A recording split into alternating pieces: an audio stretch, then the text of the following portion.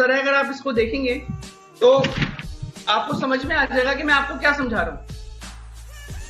Our constitution lays down N impressive list of fundamental right. हमारा जो संविधान है, हमारा जो कॉन्स्टिट्यूशन है, उसके अंदर बहुत ही अच्छी इंप्रेसिव लिस्ट दी हुई है। It lays down N impressive list. इसके अंदर एक लिस्ट दी हुई है ऑफ फंडामेंटल राइट, कि हमारे मौलिक अधिकार क्या है। हमारे कॉन्स्टिट्यूशन के अंदर ये लिस्ट दी हुई है कि हमारे मौलिक अधिकार क्या है। That offers to all citizens, जो जितने भी भारत के नागरिक हैं उनको दिए जाते हैं। आपको भी अधिकार है, मुझे भी अधिकार है, और ये इसे हम फंडामेंटल राइट कहते हैं। वोट डालने का अधिकार आपको भी है, मुझे भी है, वो हमारा फंडामेंटल राइट है। किसी भी धर्म को मानने का अधिकार आपको भी है, मुझे भी है, वो हमारा फंडामेंटल राइट है ना।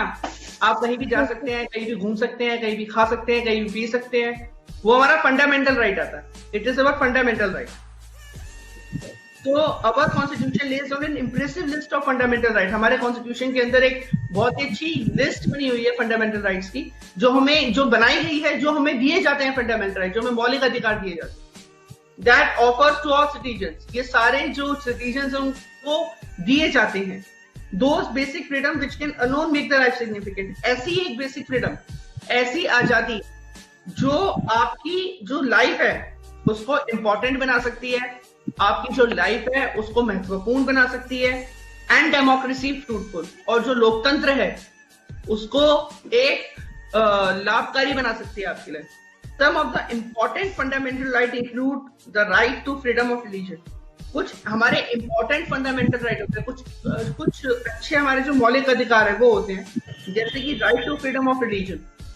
जो हमारे कुछ अच्छे मौलिक अधिकार हैं, जो इंपॉर्टेंट मौलिक अधिकार है, वो ये है कि right to freedom of religion, कि आपका मतलब एक राइट है कि आप किसी भी धर्म को मान सकते हो।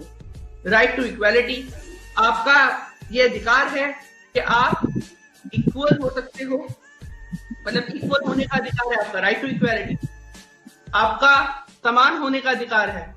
आप किसी भी जाति से, किसी प्रथा से, कई लोगों के शुरू का शेड्यूल रहते हैं, वो कहते हैं कि हम समान नहीं है, लोग कहते हैं कि ये छोटी जाति है। ऐसा नहीं होता। कानून के सामने राइट टू इक्वालिटी है, आप सबका इक्वल होने का अधिकार है ना। राइट टू इक्वालिटी है मतलब आप सब एक तरीके से इक्वल है। राइट टू फ्रीडम, आपका ये अधिकार है कि आप स्वतंत्र हैं, आप कुछ भी चाहे वो कर सकते हैं, जहां भी जाना चाहे वहां जा सकते हैं, जो भी खाना चाहे वो खा सकते हैं, जिस भी भगवान को मानना चाहे वो मान सकते हैं। ठीक है, ये आपका अधिकार है।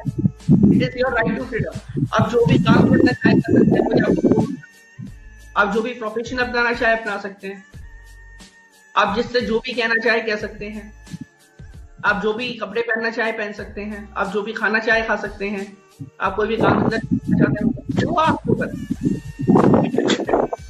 Fundamental right can be enforced in court of law. Fundamental right को इन्फोर्स किया जाता है कोर्ट ऑफ लॉ के अंदर। ये हमारा मौलिक अधिकार है, और जो मौलिक अधिकार होता है ना, ये हमारे कोर्ट ऑफ लॉ के अंदर इन्फोर्स किया जाता है। मौलिक अधिकार जो है वो हमारा है, तो फंडामेंटल राइट को आप इन्फोर्स कर सकते हो कोर्ट ऑफ लॉ के अंदर कि जी ये जो मैंने किया है ये मतलब मेरा मौलिक अधिकार है और मैं इसी वजह से कर रहा हूं। कोर्ट के हिसाब से हम लोगों को बहुत सारे, हमारे संविधान के हिसाब से हम लोगों को बहुत सारे मौलिक अधिकार मिले हुए हैं। आपसे कोई कहता है कि आपने यहाँ वोट क्यों डाला, यहाँ क्यों नहीं डाला, भाई आपको मौलिक अधिकार है, आपको लगता है वो सही बंदा है तो आपने वहां डाल दिया। तो आपको लगता होता कि ये सही बंदा है तो आप यहाँ डाल देते। आप किसी भी धर्म को मान सकते हो, किसी भी जाति को मान सकते हो, कहीं भी, मतलब जो भी आप चाहो, चाहे वो मैं हूं, चाहे वो आप हो, कोई भी इंडिविजुअल जो भी चाहे वो अपना सकता है। ये उसका मौलिक। The right to equality is one of the most important rights the Constitution of India gives its citizens. Right to equality जो है, सबका समान होना, सबका इक्वल होना, ये एक ऐसा बहुत ही महत्वपूर्ण अधिकार है जो हमारा भारतीय संविधान हमारे हर भारत के नागरिक को देता है। जितने भी भारत के नागरिक हैं उनको इक्वल होने का अधिकार सबको देता है। कोई गरीब है, कोई अमीर है ना, कोई किसी जाति से है, कोई बड़ी जाति से है, कोई किसी भी मतलब दर्जे पर है, कानून के सामने सब बराबर है। ये हमारे संविधान में लिखा हुआ। It is written in our constitution.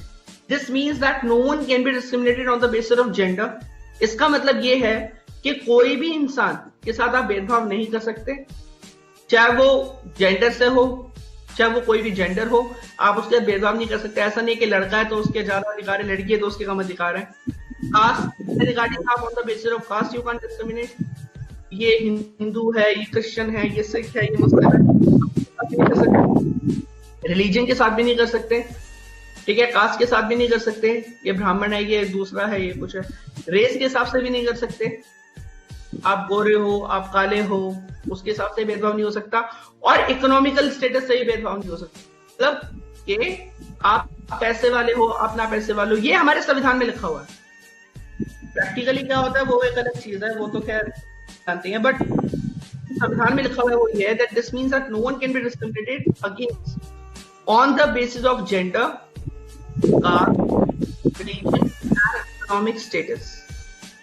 इनके बेसिस पर आप डिस्क्रिमिनेशन नहीं कर सकते, इनके बेसिस पर आप भेदभाव नहीं कर सकते, ये लिखा हुआ है। Thank you.